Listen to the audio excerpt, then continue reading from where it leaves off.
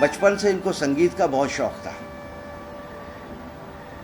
और वो उन्होंने स्कूल छोड़ दिया था। इनके वालिद साहब को पता नहीं था, वो हाई कोर्ट के मुंशी थे अंग्रेज़ों के दौर के।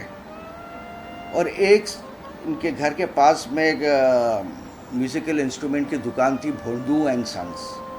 वहाँ जाके उन्होंने नौकरी की कि मुझे हुजूर मुझे नौकरी दे दीजिए, मैं यहाँ के साफ़ सफाई कर दूँगा। तो भोंदू साहब ने उनको चाबी दे दी। बोले ठीक है बेटा, सुबह 7 बजे आके सब साफ़ सफाई कर देना और 8 बजे दुकान खोल देना। तो नौशाद साहब जाके वहाँ साफ़ सफाई जल्दी 7 बजे की जगह 6 बजे चले जाते थे। साफ़ सफाई करके वहाँ उनका हारमोनियम पे बजाया करते थे। तो वो एक बार भोंदू साहब ने देख लिया, उनको जल्दी आ गए थे। तो बोला अच्छा, तब कहूँ मेरे सारे इंस्ट्रूमेंट इतने बेसुरे क्यों हो रहे हैं, अब तुमको मैं सज़ा दूंगा, उठाओ हारमोनियम और चलो मेरे साथ। लेके गए, एक मास्टर थे, वो उस्ताद बब्बन साहब हारमोनियम मास्टर थे, उनके पास लेके गए। बोले देखो बब्बन मियाँ, ये बच्चा है, बहुत सुरीला है, बहुत सूझबूझ है, उसको तुम सिखाओ। उस वक्त करीब उनकी 8-9-10 साल की उम्र थी और उन्होंने वो हारमोनियम नौशाद साहब को गिफ्ट कर दिया। अच्छा, घर पे लाके अब्बा पलंग के नीचे छुपा के रखते थे कि दादा को पता नहीं चले। अब दादा चले आते थे, यानी कि उनके वालिद, तो वो निकाल के बजाया करते थे, प्रैक्टिस करते थे। एक दिन कहीं उन्होंने देख लिया तो उन्होंने उनका हारमोनियम उठा के बाहर फेंक दिया और चिल्लाने लगे हमारी दादी पे कि मेरे घर में ये मिरासी कैसे पैदा हो गया। मिरासी कहते हैं, वो उस ज़माने में गाली हुआ करती थी, जो कोठों पे, तवाइफ के कोठे पे जो बजाया करते थे उनको मिरासी कहते थे। फिर उनको अल्टीमेटम ये दिया गया कि बेटा देखो, या तो तुम संगीत अपनाओ या ये घर अपनाओ। तो उनकी उम्र थी नौशाद साहब की करीब 13 साल। तो उन्होंने कहा कि भाई घर आपको मुबारक, मैं अपने संगीत में रहूँगा। तो वो घर छोड़ के कोई भटकते रहे, कभी कोई डांसिंग ट्रूप में ज्वाइन कर लिया एज अ हारमोनियम प्लेयर। वो ऐसे भटकते भटकते बॉम्बे आ गए। ये उनकी सक्सेस को तो उनको तो बेचारी, उस ज़माने में तो ये इतना मीडिया था नहीं, रेडियो वगैरह, मगर उनको ये पता था कि यार बेटा अच्छा कमा रहा है और ये पैसा भेजते रहते थे। तभी उन्होंने शादी तय की और वालिदैन हमेशा, मेरे वालिद हमेशा कहते थे, अब्बा नौशाद साहब यानी कि बेटा मुझे ज़िंदगी में एक ही बात का अफसोस है कि मैं अपनी वालदा की खिदमत नहीं कर पाया, जल्दी मर गई। उन्होंने मेरी ये कामयाबी नहीं देखी, ये बंगला नहीं देखा, मेरा उरूज नहीं देखा, वो जल्दी चलेगी। बोले मेरे वालिद ने देखा, वो बहुत खुश थे। बाद में तो वो सीना ठोक के बोलते थे नौशाद मेरा बेटा है। अब पूरा दौर बदल गया। ये आपको मैं बता दूं कि ही वॉज, नौशाद साहब की वो पोजीशन थी जो दिलीप साहब की भी नहीं थी। He was more paid than Dilip साहब। और कोई म्यूज़िक डायरेक्टर को वो उस लेवल पे नहीं पहुंचा। जैसे कि अगर आप पुरानी फिल्मों के पोस्टर देखिए, मदर इंडिया म्यूज़िक नौशाद, दूसरा नाम नहीं होता।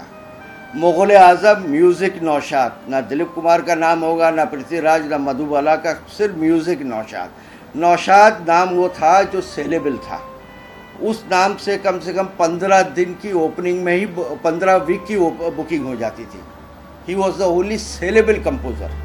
वो हमेशा एक ही बात कहते थे कि बेटा मैं हर गाने में, भले कोई भी फिल्म हो, बड़ी फिल्म हो, छोटी फिल्म हो, मैं ईमानदारी से काम करता हूँ, सच्चाई से काम करता हूँ, मेहनत लगन से काम करता हूँ। अब उनकी देखिए, सब में पहले फिल्म जो सुपर डुपर हिट हुई, जिसका आज तक रिकॉर्ड है, वो थी रतन। 1944 में लगी थी। उससे बढ़कर कोई म्यूज़िकल हिट नहीं हुई इतनी। रतन के वो गाने, अखियाँ मिला के, जिया भरमा के, चले नहीं जाना, और वो सावन के बादलों, रिमझिम बरसे बादल वगैरह वगैरह। 1944 में ये पिक्चर रिलीज़ हुई। तो उस वक्त हमारी दादी यानी कि नौशाद साहब की वालदा ने लेटर भेजा कि बेटा तुम्हारी यहाँ शादी की बातचीत तय हुई है, तुम आ जाओ। तो नौशाद साहब गए वहाँ शादी के लिए, साथ में इनके कुछ दोस्त थे म्यूजिशियंस वगैरह। तो जब घर पहुँचे तो इनकी वालदा ने कहा, देखो बेटा, तुमसे अगर पूछेंगे तुम क्या काम करते हो तो बोलना कि मैं दर्जी का काम करता हूँ, टेलर। क्योंकि अगर तुम ये कहोगे तुम ये मिरासी का काम करते हो तो कोई शरीफ घर वाला लड़की नहीं देगा तुम्हें। तो खैर वो दर्जी बन करके बारात में जा रहे थे घोड़े पे बैठे हुए, और बैंड बाजे वाले इन्हीं के गाने बजा रहे थे, अखियाँ मिला के जिया भरमा के चले नहीं जाना। तो ये हमेशा दोहराया करते थे कि वो कहते थे उस दौर में एक दर्जी की ज़्यादा इज्जत थी कंपोज़र से ज़्यादा। बहुत ही हेल्दी कंपटीशन रहता था, बहुत हेल्दी कंपटीशन। मेरे पास फोटोग्राफ्स हैं जहाँ बैठे हुए हैं सारे कंपोज़र। म्यूज़िक डायरेक्टर एसोसिएशन की मीटिंग यहाँ हो रही है, वो मीटिंग के बाद में शंकर जी बैठे हुए हारमोनियम पे, और ये अपना सलील चौधरी साहब तबले पे बैठे हुए हैं, मदन साहब पीछे बैठे हुए, और ये अपने रोशन साहब, मरूम रोशन साहब, वो कुछ गा रहे हैं। सब आपस में सुनाते थे एक दूसरे के, देखो मैंने क्या बनाया, फिर उससे अलग हट के वो करते थे। अब जैसे कि फॉर एग्जांपल देखिए मैं बता दूं, ये बैजू बोरा का भैरव में मोहे भूल गए सावरिया, सलील दा ने फिर बनाया जागो मोहन प्यारे जागो भैरव में। तो ऐसा कंपटीशन होता था। अच्छा उन्होंने वो गंधार वो ऐसे करके लगाई, मैं यूँ लगाऊंगा, ये कंपटीशन होता था। नौशाद साहब हमेशा कहते थे ये मेरा म्यूज़िक रूम ही नहीं बल्कि मेरा इबादत खाना है, मेरा मस्जिद मंदिर यही है। हमेशा वो संगीत को कहते थे कि मैंने इबादत में शामिल की है। वो संगीत एक एक गाने के पीछे महीनों लगा देते थे, और जब गाना रिकॉर्ड हो जाता था तो आके अपनी जानमाज़ बिछा के नमाज़ पढ़ते थे और अल्लाह को कहते थे, या अल्लाह तूने मुझे जितनी सूझबूझ दी है वो मैंने ईमानदारी से इस्तेमाल किया है, अब मेरी कामयाबी नाकामयाबी तेरे हाथ है। नौशाद साहब ये हमेशा कहते थे कि देखो कलाकार कभी मरता नहीं, वो हमेशा कला से अपने कला से ज़िंदा रहता है। आज भी देखिए मुझे नाज होता है, आज ये रेडियो मिर्ची का अवार्ड मोहम्मद रफ़ी का अवार्ड मिला है, रेडियो मिर्ची का दिया है कि the best music composer of the golden era. तो ये बहुत ही फ़ख्र की बात है कि आज भी वो ज़िंदा हैं अपने कला के ज़रिए। जब कंपोज करते थे तो वो सब भूल जाते थे, खाना पीना, दिन भर बैठे हुए रात गुजर जाती।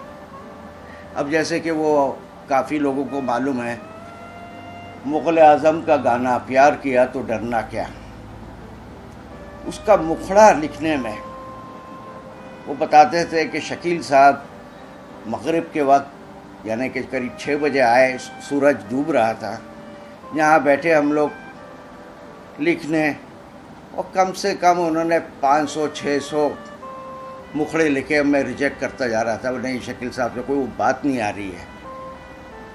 तो सुबह होते होते शकील साहब जब थक गए तब शकील साहब ने कहा, नौशाद भाई अभी मेरा दिमाग काम नहीं कर रहा, आप कुछ आइडिया दीजिए। तो उन्होंने एक आइडिया दिया। देखिए शकील साहब एक अवधी ज़बान यानी कि यूपी की, उसमें एक बोल है, प्यार किया का चोरी की। तो शकील साहब खुश हो गए, नौशाद भाई ये नया आइडिया है, इसको लेके चलते हैं। तो उन्होंने फिर वो डेवलप किया और लिखा, प्यार किया तो डरना क्या, प्यार किया कोई चोरी नहीं की, छुप छुप आहें भरना क्या। तो इनके तो मेहनत देखिए, मैं आपको बताया हूँ, इनका सब में बड़ा ये गिनीज बुक ऑफ रिकॉर्ड में डालने वाली चीज़ है। Musical career as a composer 65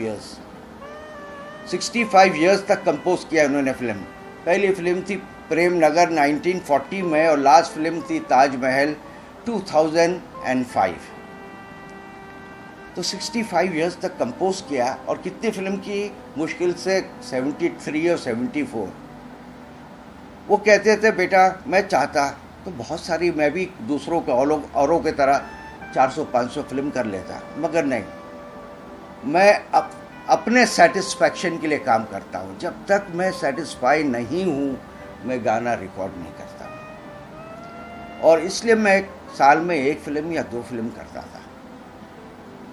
तो बोला I used to go for quality not for quantity.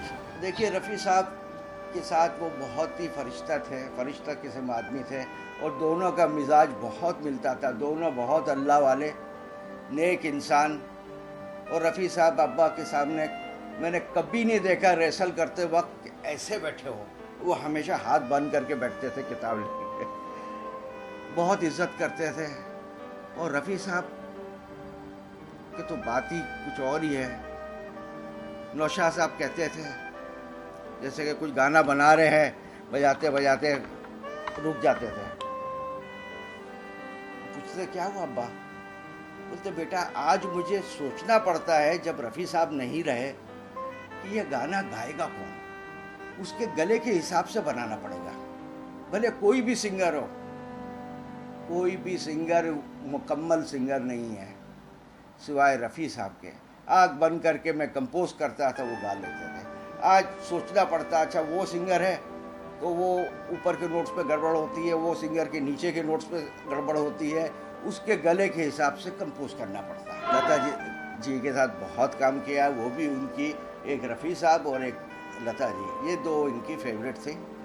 Maximum गाने लता जी ने गाए, रफ़ी साहब ने फिर ये शमशाद जी, सुरैया वगैरह वगैरह। और उन्होंने कई लोगों को ब्रेक दिया, जैसे कि किसी को पता नहीं है कि सुरैया जी को नौशाद साहब ने ब्रेक दिया।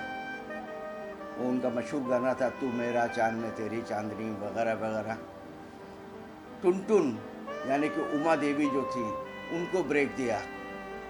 वो अफसाना लिख रही हूँ, महेंद्र कपूर को ब्रेक दिया। चांद छुपा और तारे डूबे, रफ़ी साहब को बॉम्बे में पहला ब्रेक नौशाद साहब ने दिया।